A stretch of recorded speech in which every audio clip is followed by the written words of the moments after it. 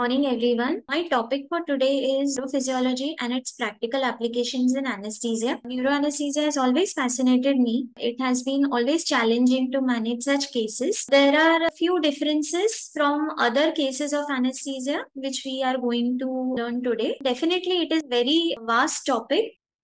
So the points that I will cover in first part of my presentation is about cerebral physiology, where I'll cover about cerebral blood flow, cerebral perfusion pressure, mean arterial pressure, and intracranial pressure, followed by the second part of presentation where I'll cover the ground rules, what we have to follow in preoperative, intraoperative, and few point about enhanced recovery, anesthesia, and neurosurgery, which is still evolving. Neuroanesthesia continues to develop and expand. Knowledge and expertise of an anesthetist directly affects the patient's outcome. It depends on what you do preoperatively, intraoperatively, and how you manage the hemodynamics of the patient along with the optimization intraoperative course. It determines the patient's outcome. Evolution of neurosurgical practice is accompanied by newer challenges with greater focus on functional and minimally invasive procedures. Three important points are very important, which we have to keep in mind while providing these services. That is, providing good operating conditions,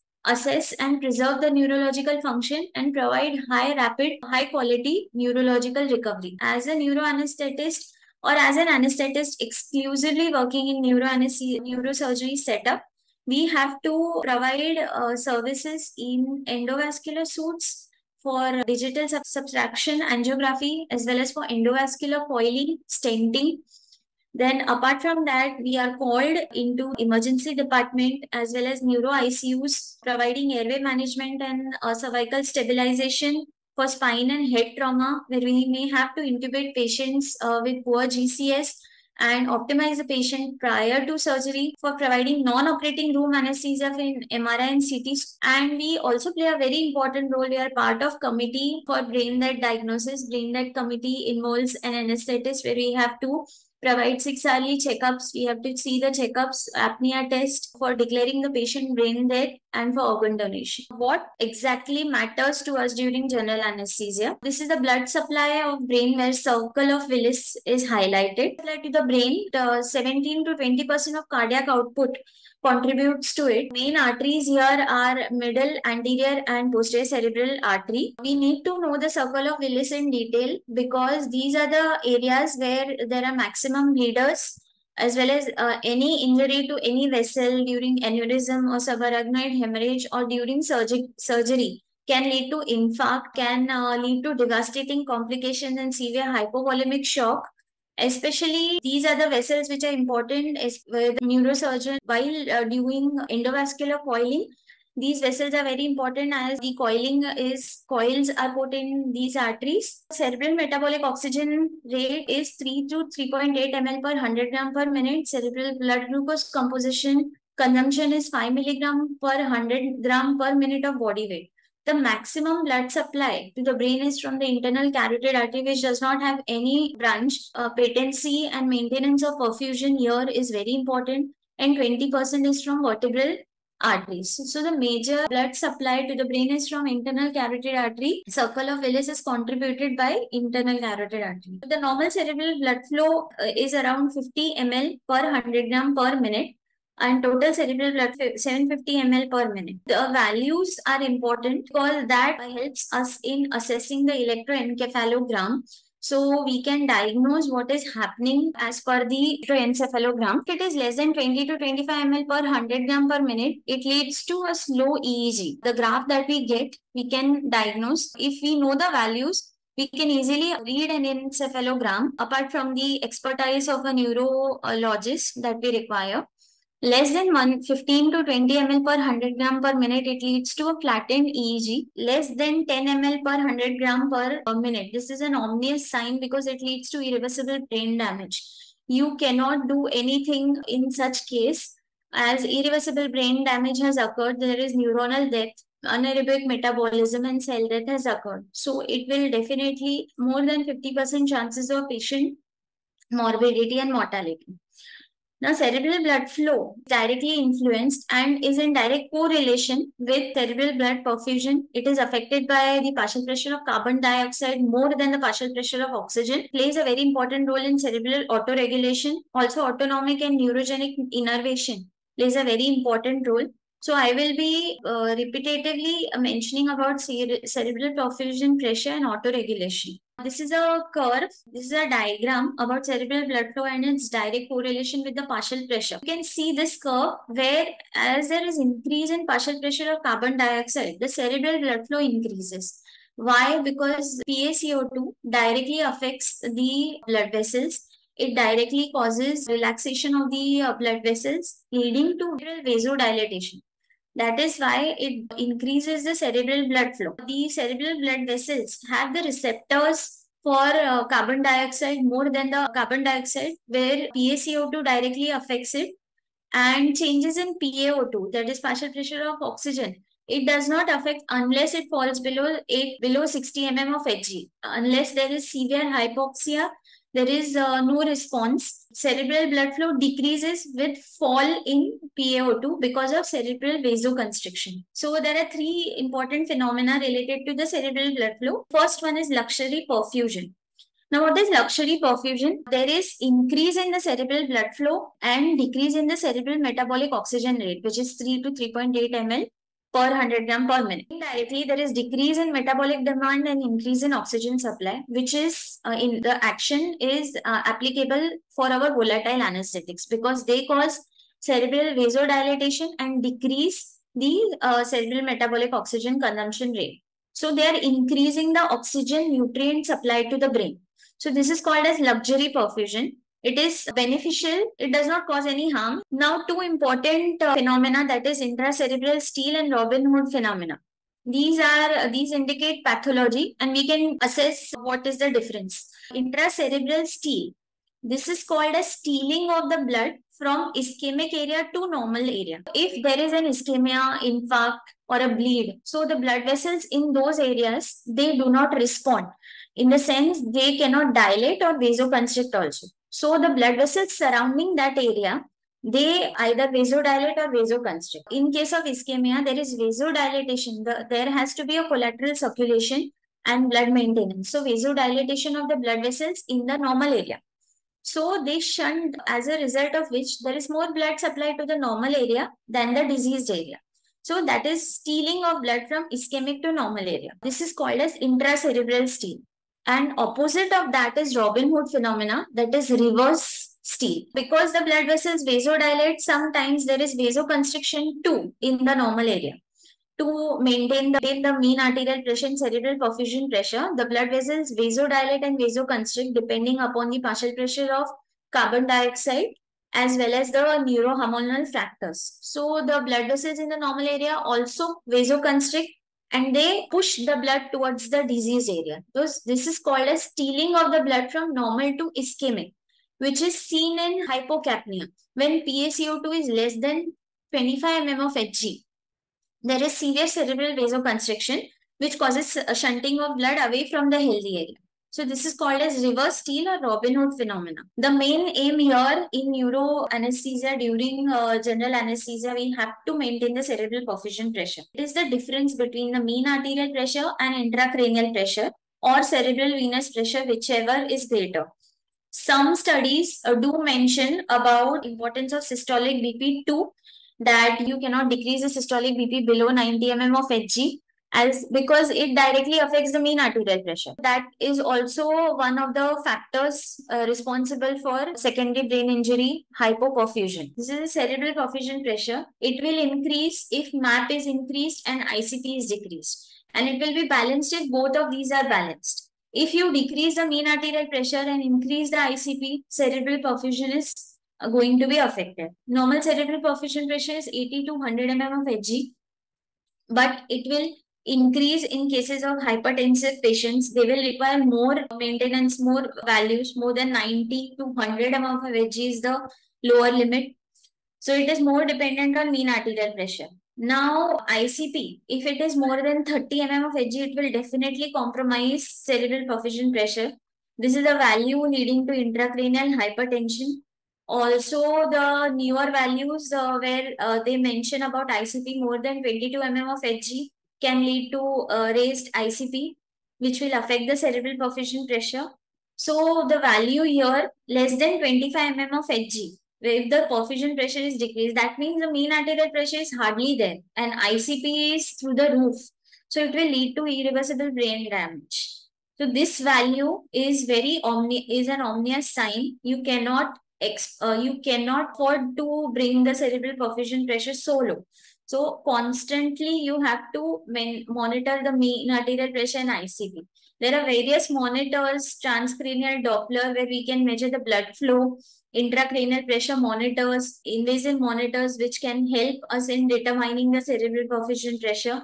Even brain oxygen velocimetry is there. Intracranial pressure is defined as a pressure exerted by the intracranial contents, which is brain, CSF, as well as the blood vessels, that is venous as well as the arterial volume, contents against the wall of a closed cranium vault. So closed cranium vault, fused cranial vault, the fontanelles are fused. The intracranial pressure normal in adults is less than 10 to 15 mm of Hg. In children, it is 3 to 7 mm of Hg. And in infants, it is 1.5 to 6 mm of Hg. There is a doctrine named as Monro-Kelly doctrine, which explains how the ICP rises, how it compensates and decompensates. So the normal ICP is maintained by these three important contents, that is the venous volume, arterial volume, brain and CS. So they are in constant balance with each other and they maintain the ICP within the cranial wall. Now, if there is a space occupying lesion or a bleed or an infarct or a cerebral edema or an aneurysm, which we take into a foreign body, this will compress or exert pressure on these three contents, CSF, blood volume and brain. So initially, three of them will try to balance each other. The mean arterial pressure might increase in this. The CSF pressure will decrease to maintain the cerebral perfusion pressure in spite of the space occupying lesion, because there is some amount of balance that has to be maintained. So here the ICP will be normal because CSF pressure will decrease to maintain the ICP, and it is compensated. So this is called as a compensated ICP. But if this keeps on increasing, if the edema, bleed keeps on increasing, and if you do not intervene, and if the space occupying lesion, so there is a very narrow room for the cranial vault will not be able to manage it. Unlike hydrocephalus in children, where the fontanelles are not fused and the ICP can be balanced, so there will be more pressure on the adult brain. Then the CSF, arterial blood volume and brain, they will be compressed and there will be no compensatory mechanism. The CSF pressure will also rise. The mean arterial pressure will also decrease. This may lead to herniation or coning, transtentorial falcine herniation, which can occur. Leads to decompensated ICP. This is very deleterious, and the you have to do the surgery in between these two. You cannot, in such cases, there are very hemodynamic fluctuations are very intense. So during anesthesia also you have to be very precautious. This is a simple diagram which can explain the Monro-Kelly doctrine. Pipe is there and these are the two taps which are used for maintenance of the three pressures. So this is the brain, CSF and arterial volume. Here ICP is normal, it is balanced. But in the compensated state, if there is a mass or a bleed, some amount of CSF and venous volume decreases. That is, the tap is opened and the pressure is released. But more and more the mass or in space occupying lesion increases. Even if you open the tap, the buckets have been filled. You cannot do it more. So this is another diagram where compensated phase and decompensated phase, where the ICP increases more than 30, intracranial hypertension. Now coming to cerebral autoregulation, which is very important. It depends on is maintenance of constant flow of blood, because in spite of variations in the blood pressure, the cerebral perfusion pressure has to be kept constant over a wide range. Some books it has been mentioned as 50 to 150 mm of Hg, some mention 60 to 160 mm of Hg. And in hypertensive patients, the range is more. Depends, it is 80 to 180 mm of Hg. It is regulated by PaCO2, as mentioned before, by myogenic tone, that is a myogenic tone of the normal blood vessels which are not affected. So the autoregulation, yeah, this is important because the autoregulation is affected in the areas of trauma, ischemia, as well as tumors, where the blood vessels do not respond. The myogenic tone there is lost. And neurogenic response, for example, there is astrocytes, the neurons, they release nitric oxide, acetylcholine, multiple neurotransmitters which are responsible for maintenance of the hemostasis in the brain. These are the autoregulation curves, where this is the normal autoregulation curve as mentioned, 50 to 150 or 60 to 160 mm of edge. Now there are curves that may shift to the left or shift to the right. So shift to the right, the curve shifts to the right in cases of hypertension, where the autoregulation ranges increase from 80 to 180. As in when the curve shifts to the right, there is vasodilatation followed by vasoconstriction and then hyperemia. Hyperemia is leading to neurovascular coupling. That is, there is more increase in the pressure. There is more really transmural pressure tries to release the blood through the vessels because there is disruption of the endothelium leading to loss of blood from the vessels, leading to cerebral hyperemia. Is very important because in cases of tumors, in cases of bleeds, this leads to vasogenic edema. Vasogenic edema does not respond to any osmotic diuretics. We have to give steroids in such patients to reduce the inflammation. So this is the basis of giving steroids in cases of tumors leading to vasogenic edema. Below the autoregulation zone, it may lead to vasoconstriction as well as ischemia. How will we apply this physiology in day-to-day life during doing anesthesia cases? Pertinent principles, we as a neuroanesthetist, we have to maintain the optimal surgical field, preserve the three important factors, maintain the ICP, decrease. We cannot decrease the ICP suddenly. We have to maintain a balance. Everything should be gradual and titrated. Now, balanced anesthesia and analgesia, maintain neuronal oxygen delivery, smooth and rapid recovery, and prevent secondary brain injury. So these are the principles we have to follow during every case. Different types of surgeries require different types of maneuvers. But if we follow these principles, you can safely conduct an anesthesia in such cases. Coming to preoperative, intraoperative, postoperative, I'll stress more on pre and intraoperative, and postoperative I'll enumerate. So in preoperative, we need to know the type of surgery, which is the pathology which we are dealing with, whether we are dealing with tumors, infarcts, bleeds, head injury, or aneurysm. We need to know the comorbidities and optimization like for any other cases. Need to know the knowledge about what pathology we are dealing with. For example, we are dealing with tumors, we are dealing with bleeds or cerebral edema. There are specific things we have to follow, aneurysms, routine and special investigations. Then preoperative ICU optimization is very important. That is why I mentioned that we are called in ICUs to maintain the airway, as management of airway is very important.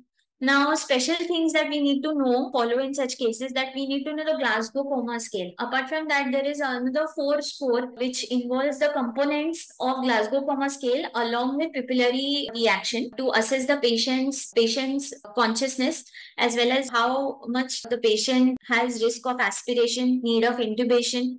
That can be assessed by Glasgow Coma Scale.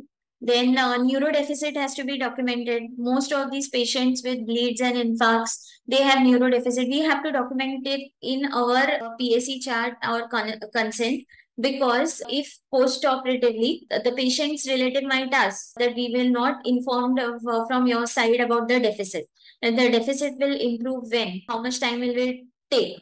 This has to be mentioned. We have to also mention that the neurodeficit is related to the pathology. Anesthesia management will not exactly affect it unless there is an intra-op complication. High-risk anesthesia consent regarding need of ventilation, regarding need of post-op ICU care, prolonged ICU stay, because these patients take a long time to recover. They require physiotherapy, intensive ICU care. If we mention this in our counseling as well as our consent, this helps us anesthesia management, also the patient outcome as well as the relative satisfaction is catered to. Pre-op counseling is very, very important. We need to anticipate what are the intraoperative events that we may come across. And neurosurgeon, we have to be in close communication with neurosurgeon. So GCS, very important score. We all know eye-opening, verbal response and motor response assessed, as we need to document this in our PAC chart, intraoperative chart, and even while post-op shifting.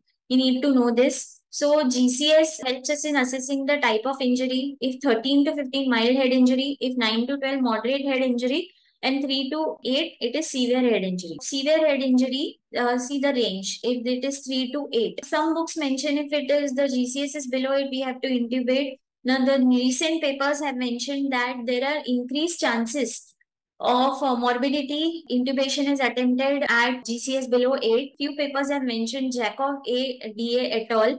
in Journal of Trauma Acute Care Surgery have mentioned that intubation management can be done when the GCS score is 5. Kubli et al. Has mentioned that if GCS is 5, we have to decrease the threshold of GCS to less than 5 to intubate, as safer intubation and better outcomes there among patients. This depends also, this has to be consulted with neurosurgeon also.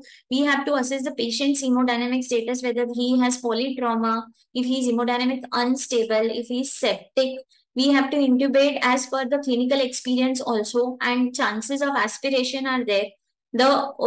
The chances of aspiration are more in head injury patients than if GCS falls below 8. So still we are following our setup that if the GCS is below 8, we have to intubate the patient. This comes with more and more clinical experience. There has been a lot of controversies and debates regarding inhalational versus total intravenous anesthesia. So here are some pros and cons. Action of inhalational, they are GABA mimetic, potassium channel hyperpolarization. They also inhibit the NMDA receptors, which are excitatory neurotransmitters. They decrease the glutamate release, because of which they basically, the action of inhalational is to increase the inhibitory neurotransmitters and depress the nervous system.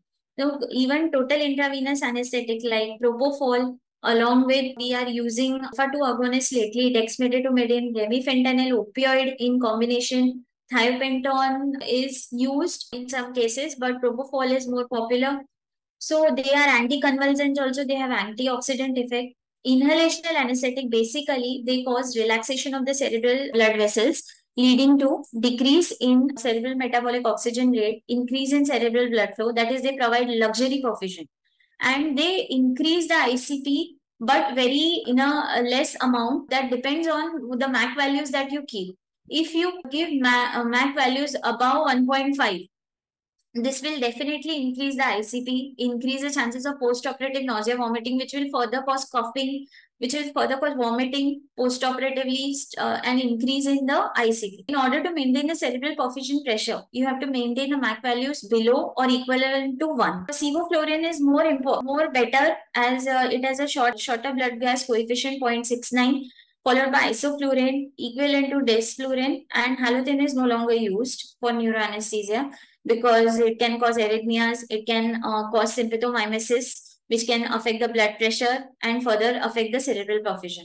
Now, SIVA, that is combined inhalational intravenous anesthesia, also can be used. We are using propofol infusions along with inhalational anesthesia, but that needs to be tailored as per the surgery. Action of inhalational anesthesia, it affects it prolongs the latency and amplitude of somatosensory and motor evoked potential, especially in spine surgeries or neuromonitoring where we need TIVA is preferred. So TIVA, this will lead to cerebral vasoconstriction, decrease in cerebral blood flow, decrease in cerebral metabolic oxygen rate, except ketamine, which increases it, and decrease in ICP. Mind you, even ketamine is in low doses is preferred, but not the first choice for TIVA. Can be used, but still it does cause a significant increase in ICP, so has to be avoided. TIVA is beneficial in neuroanesthesia, decreases PONV unlike inhalational, rapid awakening, but there is risk of awareness. But this can be prevented because we have WIS monitors where we can maintain it.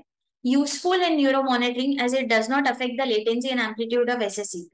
Propofol and opioid combination is very popular. Remifentanil we do not have in India, but we are using it with fentanyl. Cerebral metabolic oxygen, this is a good diagram summarizing the action of inhalational as well as volatile anesthetics taken from Journal of Cerebral Blood Flow and Metabolism. Colombian Journal of Anesthesiology in 2014 and 15 have mentioned that inhaled anesthetic also have been found to be safe for neuroanesthesia if given in titrated doses to provide for adequate intraoperative monitoring and cerebral hemodynamic stability.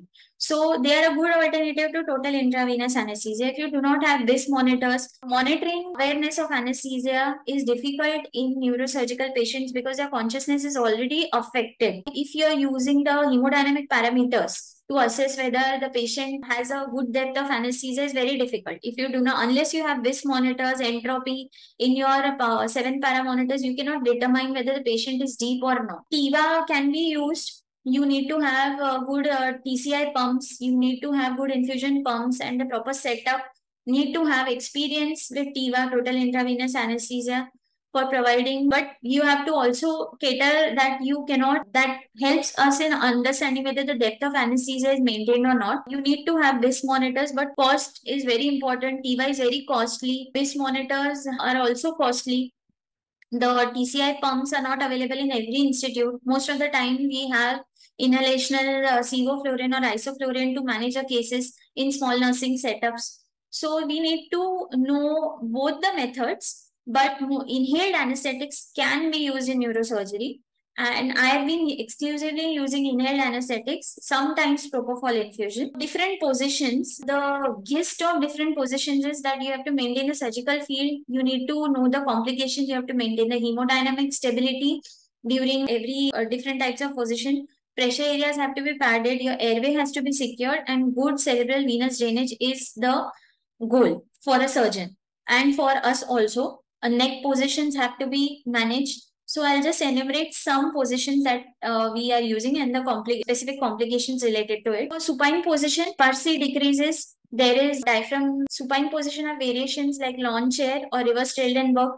There can be increase in FRC in supine position. Supine position with head up position is the most commonly used position. Head up position is used to promote cerebral venous drainage. In lateral position, the two main complications that we encounter are brachial plexus injury as well as dependent lung that is there. Perfusion ventilation ratio is affected. Sitting position, very, very rarely used now. Even for CP angle tumors, they are using different positions like contorted position, three-quarter lateral position, prone position. The sitting position, the most devastating complication here is the venous embolism because the veins are at subatmospheric pressure, they might suck the air. Prone position, it is most commonly used in spine surgeries. The various complications are the most devastating complications that can occur is endotracheal tube dislodgement and pressure on the eyes, postoperative visual loss can be used in occipital craniotomy. Then coming to IV fluids, you have to maintain a normovolumia. Unlike the triple H therapy, which has been mentioned in aneurysm, where we have to maintain the hemodilution, hypertension, as well as hypervolemia, it's still followed. But some papers say that normovolemia is the goal. Then prevent serum osmolarity regulation, prevent secondary brain injury. Now, crystalloids and colloids, most commonly we use isotonic saline, but there is a risk of hyperchloremic acidosis and AKI. RL is slightly hypotonic, but less preferred, but can be used. DNS should be avoided as it is hypotonic in cerebral edema. Plasma lights is the best of the lot. They have the balanced crystalloids as well as balanced electrolytes, so they have to be used. They can be used if available. Colloids are hardly used. Multiple trials like CHESS, SAFE, and ELISA trials are done, which do not prefer the use of colloids. Even in critically ill patients, they are used by considering the risk-benefit ratio because they lead to pulmonary edema, coagulopathy, acute kidney injury, and anaphylaxis. Now, ventilation, we have been traditionally taught that hyperventilation is the norm. We have to decrease the PaCO2 to 30 to 35 because it will cause less cerebral vasodilatation and less cerebral blood flow and decrease the ICP.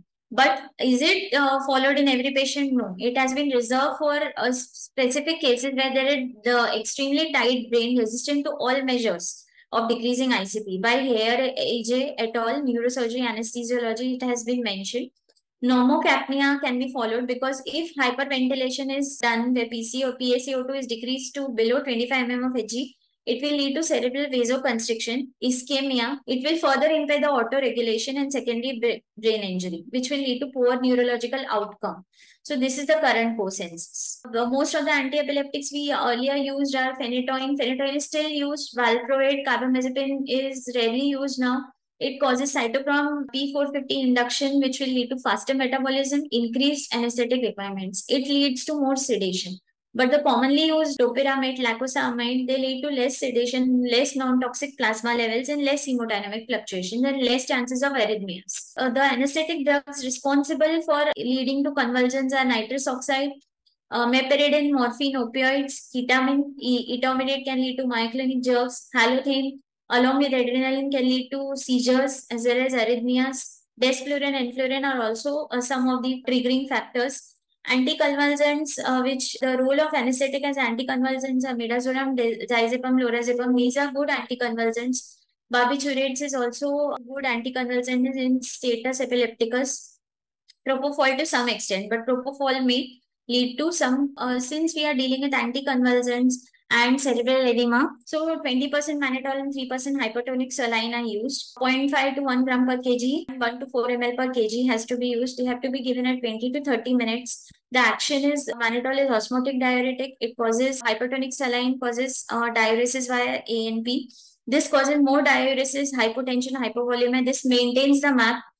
This is an antioxidant. This modulates the inflammation. The side effect of hypomannitol is hyperkalemia, CCF, and ARF. Here it is hypokalemia, hypernatremia, and if the serum sodium levels are more than 160, it will lead to central pontine myelinosis. There are two papers, one by Columbine Journal of Anesthesiology, where they have mentioned, and one by Systemic Review and Meta-Analysis, where they have mentioned hypertonic saline is better than mannitol, and because of its sustained effect.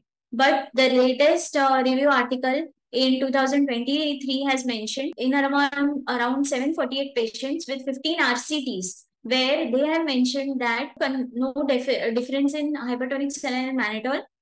Both medications are equally effective. So you can safely use mannitol. Mannitol along with furosemide has more role. Both are osmotic diuretic. They will lead to more hypotension and more electrolyte imbalance. Analgesia has to be maintained with opioids and non-opioids. Why analgesia is important? Because you have to provide analgesia to prevent post-op delirium, reduce PONV, as well as reduce ICU psychosis. Skull blocks are the commonly used. They were more popularized for regional anesthesia. They were more popularized in Avik craniotomy in Burrow, but now it is a standard recommendation that you have to use it in every craniotomy. We are blocking the six nerves. It is a very easy block. Better to give it after general anesthesia. In our craniotomy, you have to give some sedation and then, because it is a painful block, you have to block six nerves. Advantages that it will lower the vascular stress response is decreased, decrease the post-operative opioid consumption, and prevents the increase in MAP and decreases the amount of inflammatory cytokines. There have been recommendations to give skull block in every craniotomy, craniectomy, every case, whether it is elective, emergency. Extubation and ventilation. Extubation has to be smooth. You have to decrease the pressure response. Can you extubate every patient? No. You have to electively ventilate some patients. It depends on the GCS. It depends on the amount of cerebral edema, hemodynamics, as well as the volume status.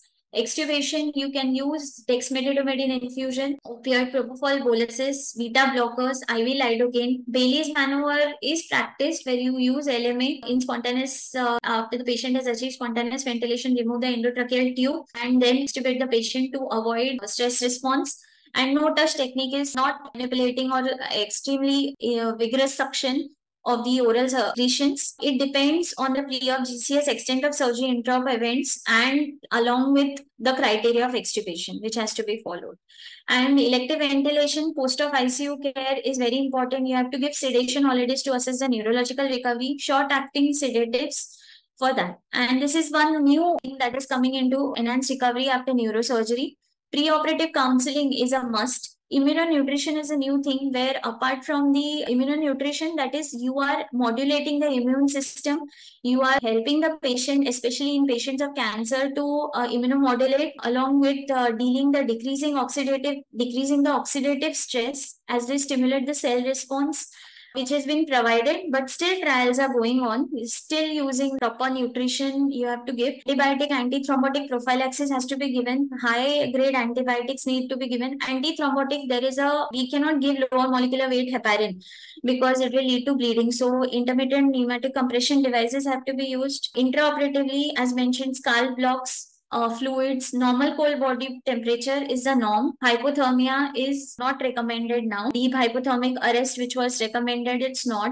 Normal core body temperature has to be provided, and minimal access surgery endoscopy can be used. Then post-operative, as discussed before, PONV prevention. Post-op nutrition has to be started early with Ryle's tube and early ambulation in cases where this will improve the patient's recovery. The preoperative normal ERAS criteria involves preoperative carbohydrate loading, which is still not followed in neurosurgery patients because of the poor GCS as well as increased chances of aspiration. So to summarize, multidisciplinary management and close communication is very important. Expert vigilance and comprehensive intraoperative monitoring. Detailed knowledge about the neurophysiology and different surgical methods is important.